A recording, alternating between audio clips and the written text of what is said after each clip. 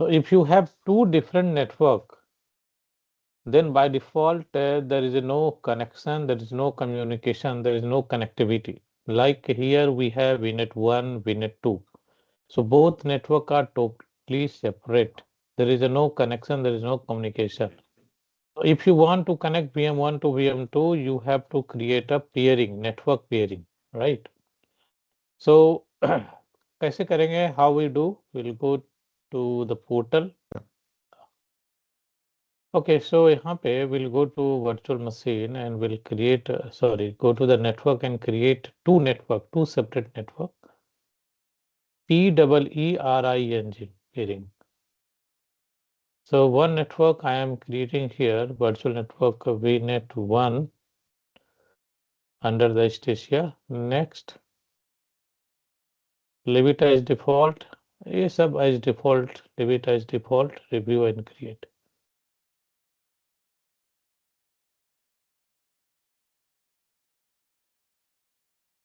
Create.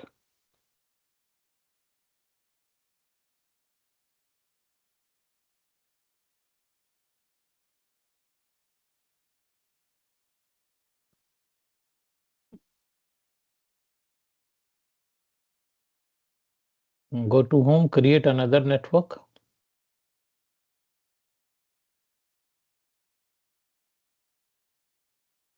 Network 2, VNet 2.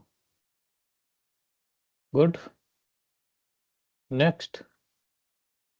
Next. यहाँ पे इसको चेंज करेंगे. We will do a different 172.16.0.0/16. Oh, 172.16.0.0/16.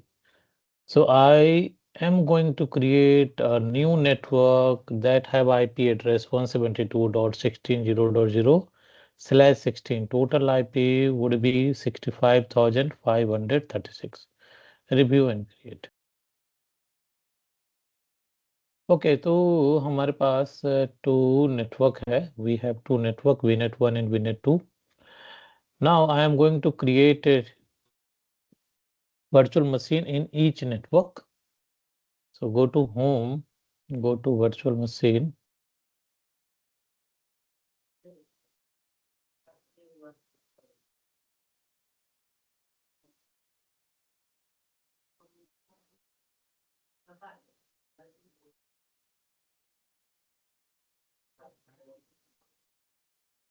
जो want to password based authentication, VM admin.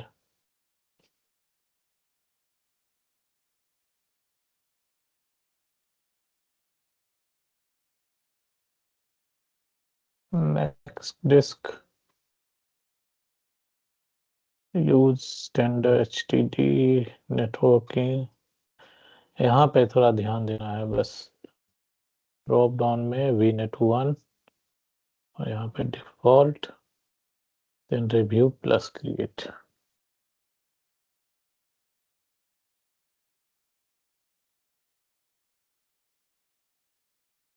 Click on create. तो ये VM भी बनना स्टार्ट हो जाएगा. Now this VM is also in provisioning.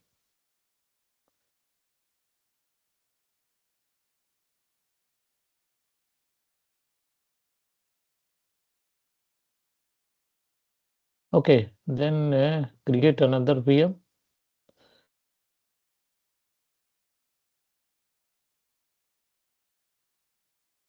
VM2.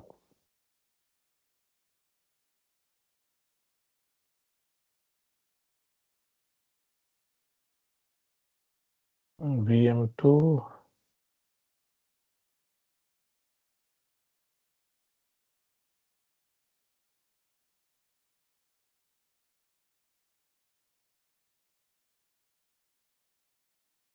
Password. VM admin.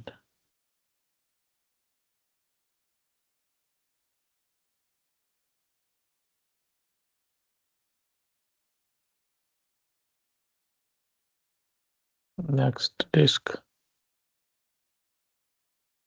Select standard HDD. Then networking. Networking में यहाँ पे हमें सिलेक्ट करना VNet 2 क्योंकि मैं VNet 2 में बना रहा हूँ और सबनेट डिफॉल्ट। उसके बाद रिव्यू एंड क्रिएट। तो दो अलग अलग VM अलग अलग नेटवर्क में बनाया। दोनों VM are in different network.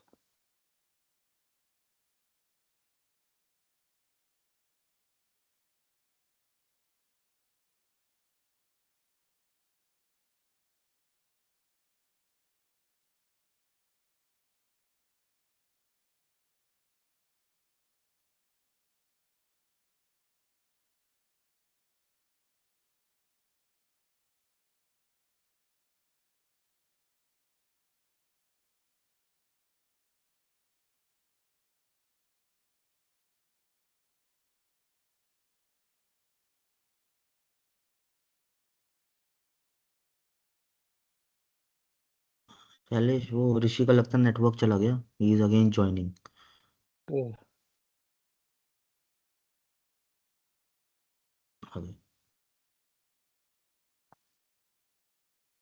Okay sorry, मैं पता नहीं क्या प्रॉब्लम हुई, लॉग आउट हो गया था बीच में।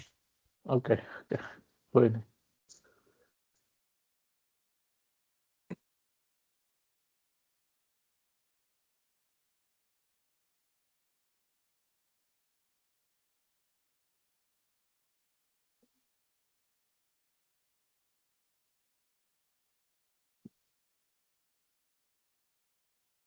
ओके सो दोनों VM बन गया है। both VMs are ready. Go to virtual machine. You can see we have two VM1 and VM2. Now we'll connect the VM1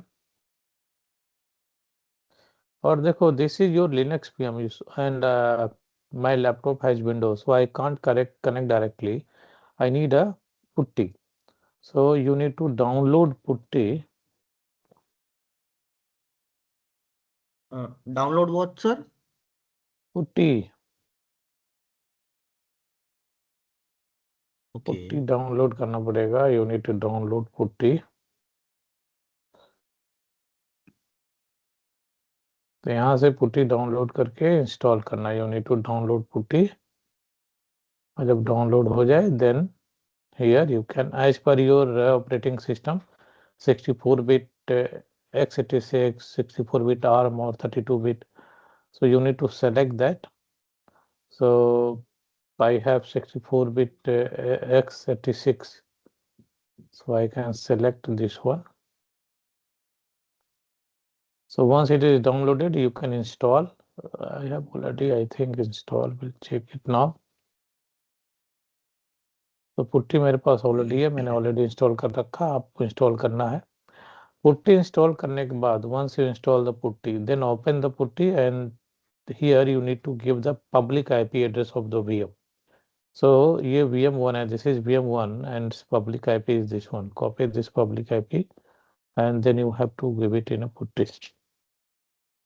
एक And चीज then शैलेश, ये जो आई एम सॉरी आई हाँ interrupted you one thing, ये जो operating system ये जो इस वीएम का है लिनक्स है, तो हाँ this is like purposely you have chosen Linux और लाइक या पर्पसली फिर आई ये हैव चूजन दैट लिंक ताकि तो आपको पता चले कि लिनक्स कैसे यूज करते हैं। अभी तक हमने लिनक्स यूज नहीं किया ना, विंडोज यूज किया हाँ एजूर के ऊपर। हाँ हाँ हाँ, तो पर्पसफुली अच्छा, सिलेक्ट किया था। तो इसलिए वो लिनक्स ओएस की वजह से ये पुट्टी हमें जरूरत है। सपोर्ट देता है, ज़रूरत करेक्ट होती है। तो करेक्ट। अगर विंडोज़ होता तो अच्छा, अगर हार्ड डिस्क सिस्टम पे हमारा मान लीजिए विंडोज़ ना होके लिनक्स ही होता तो पुट्टी नहीं चाहिए होता ना फिर तो, पुट्टी जो होते हैं डायरेक्टली SSH कर सकते डायरेक्टली थे हो जाता ना पुट्टी। फिर तो। ठीक है। Now accept it. लॉगिन के लिए VM admin and password.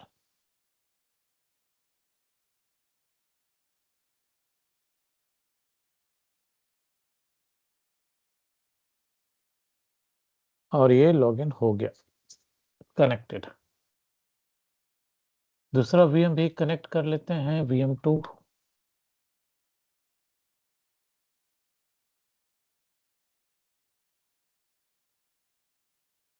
VM2 का पब्लिक IP ये है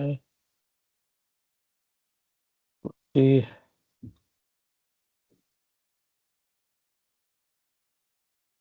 एक्सेप्ट VM admin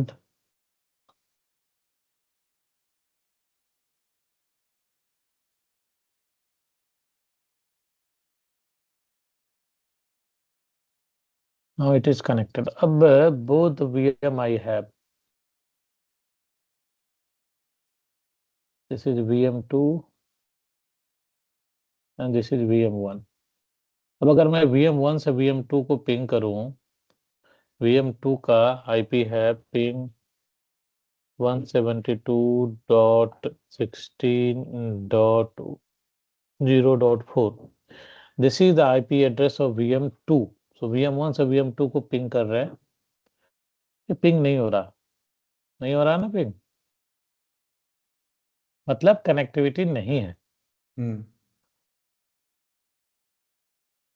क्यों कनेक्टिविटी नहीं है? अगर आप VM2 का राउटिंग टेबल चेक करो, let's go to the network setting of VM2, then network interface NIC card and then effective routes।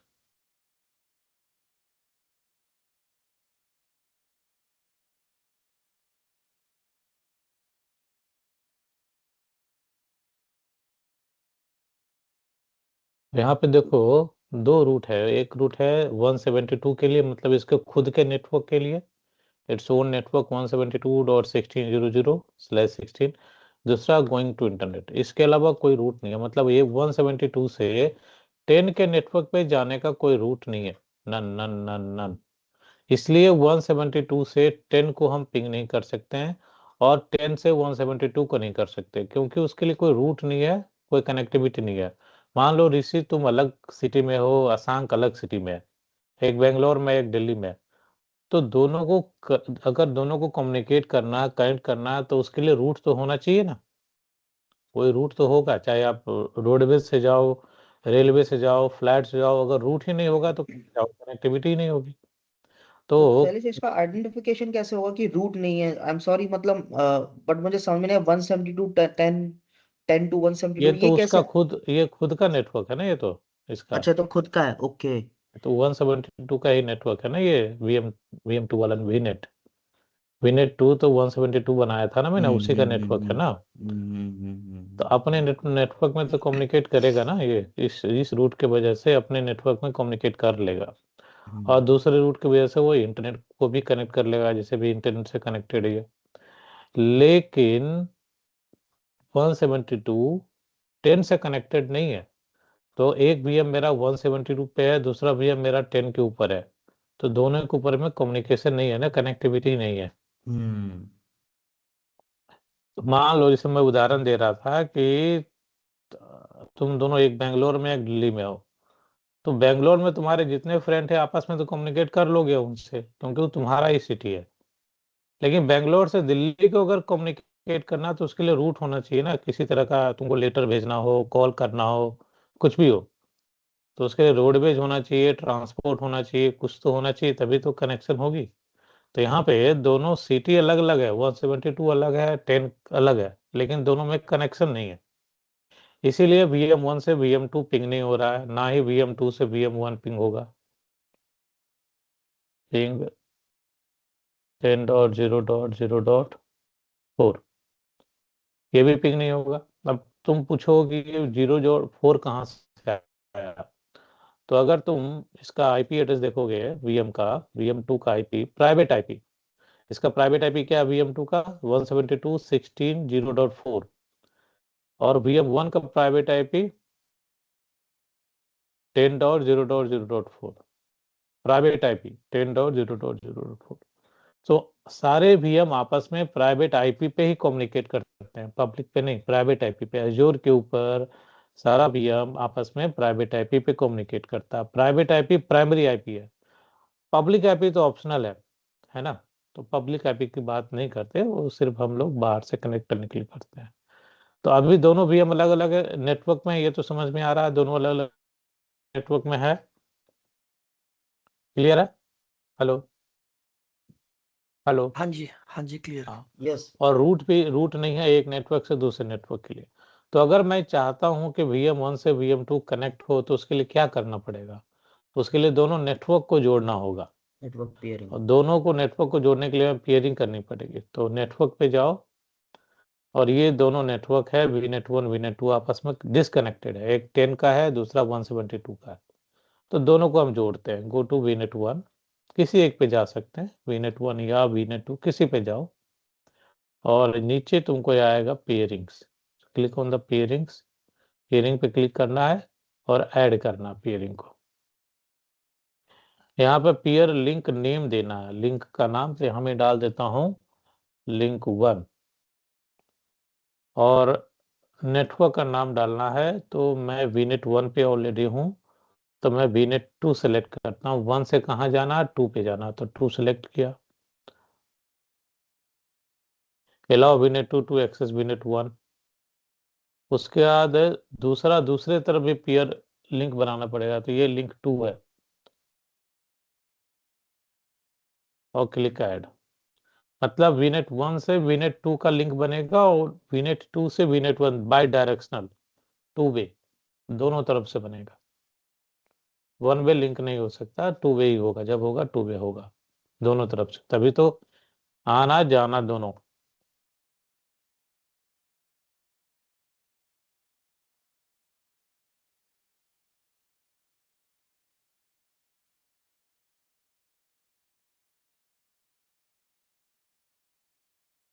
Connect हो गया। हम्म ये ये देखो VNet2। लिंक VNet1 जो है वो VNet2 से हो कनेक्टेड गया। है VNet2 से, है ना? हम्म। VNet1 VNet2 से कनेक्टेड है, और अगर मैं VNet2 पे जाऊं तो वहां भी लिंक ऑटोमेटिक बन गया होगा। ये पेयरिंग। link1 किससे कनेक्टेड है? VNet2 कनेक्टेड है VNet1 से, दोनों एक पर दूसरे से उस पे कनेक्टेड है।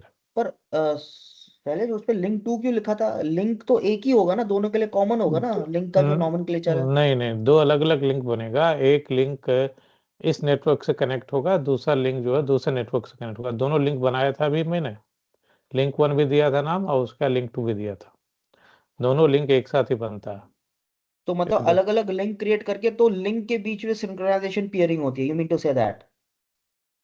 हाँ पेयरिंग। अब देखो, दो रास्ते हैं मेरे पास, तो एक ही रास्ता मैं बनाऊंगा तो क्या होगा? एक लिंक बनाया तुमने VNet1 से VNet2 की तरफ, ये link1 हो गया।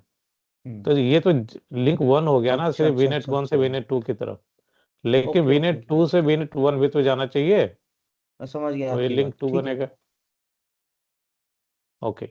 उसके बाद देखो पिंग करके देखते हैं VM को, तो रिप्लाई आ रहा, और इस पे भी रिप्लाई आना शुरू हो गया। दोनों एक दूसरे को पिंग कर पा रहा, मतलब कनेक्टिविटी हम्म, हो गई है। अब डेटा भी शेयर हम्म। कर सकते हैं, और तुम चाहो तो रिमोट डेस्कटॉप पे ले सकते हो, SSH रिमोटली कनेक्ट कर सकते हैं, सारा कुछ, क्यों कनेक्टिविटी हो गई ना। अब इसको चेक करना, कनेक्टिविटी होगी क्या, कुछ चेंज हुआ बैकएंड में, कुछ चेंज हुआ क्या? कनेक्शन हुआ तो बैकएंड में कुछ चेंज हुआ, या कुछ भी चेंज नहीं हुआ है? तो उसके लिए क्या करना होगा? जाना होगा रूट VM देखना। रूट में, चेक करेंगे। Correct, very good. Go to home VM1, then go to your network settings,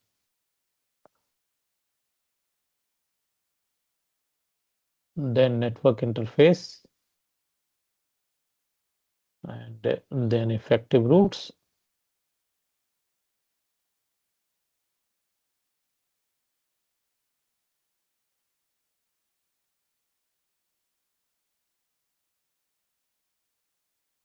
and then you can see यहाँ पे एक नया रूट ऐड हो गया। हम 10 के नेटवर्क से हैं, 10 के नेटवर्क से 172 का नेटवर्क जाने के लिए VNet पेयरिंग, एक नया रूट ऐड हो गया। 10 के नेटवर्क से 172 का नेटवर्क जा सकते हैं थ्रू VNet पेयरिंग। पहले ये रूट नहीं था, अब एक नया रूट ऐड हो गया, और इसी रूट के थ्रू कम्युनिकेशन हो रहा है, दोनों एक दूसरे को कनेक्ट कर पा रहे हैं, पिंग कर पा रहे हैं, क्योंकि ये रूट ऐड हो गया, नया रूट ऐड हो गया VNet पेयरिंग। क्लियर है? जी। यस। और अगर तुम VM2 पे जाओ तो वहां भी देखोगे कि एक नया रूट वहां भी ऐड हो गया। दोनों तरफ, दोनों नेटवर्क में रूट ऐड होगा।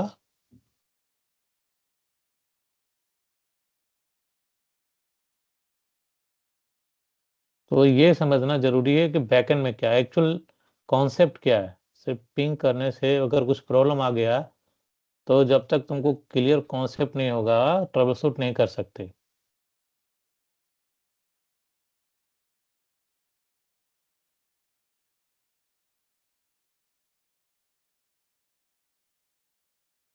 तो यहाँ देखो, हम जो VNet 2 है 172 का है, लेकिन 172 से 10 के नेटवर्क पे जा रहा है थ्रू VNet पेयरिंग। यहाँ भी रूट ऐड हो गया। अगर मैं पेयरिंग हटा दूं तो ये रूट जो ऐड हुआ ऑटोमेटिकली VNet पेयरिंग वाली रूट हट जाएगी। एक बार करके देखते हैं क्या करेंगे। VNet पेयरिंग जो है उसको मैं हटा रहा हूं।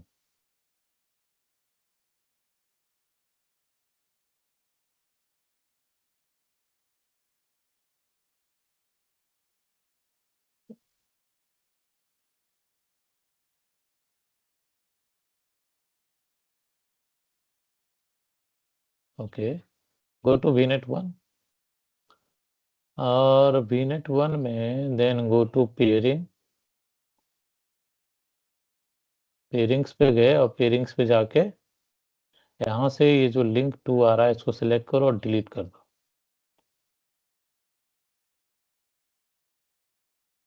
डिलीट, कंफर्म,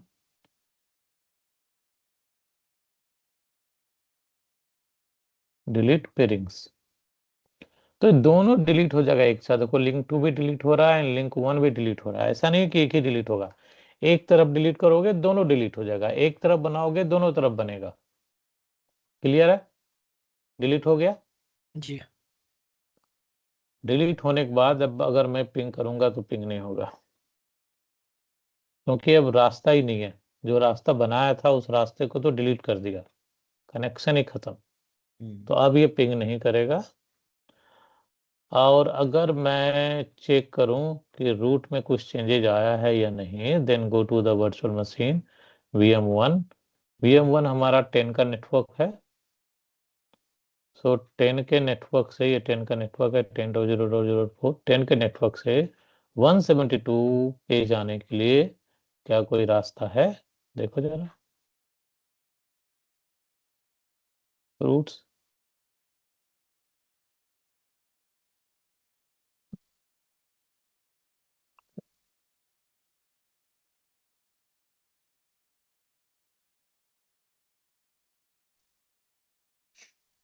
डिलीट हो गया। नहीं है ना, डिलीट हो गया। सो जी। There is no route from 10 to 172, और इस कारण से ही कनेक्टिविटी नहीं है। अगर मैं फिर से पेयरिंग करूं तो कनेक्टिविटी फिर से बन जाएगी। Please like, share and subscribe my channel.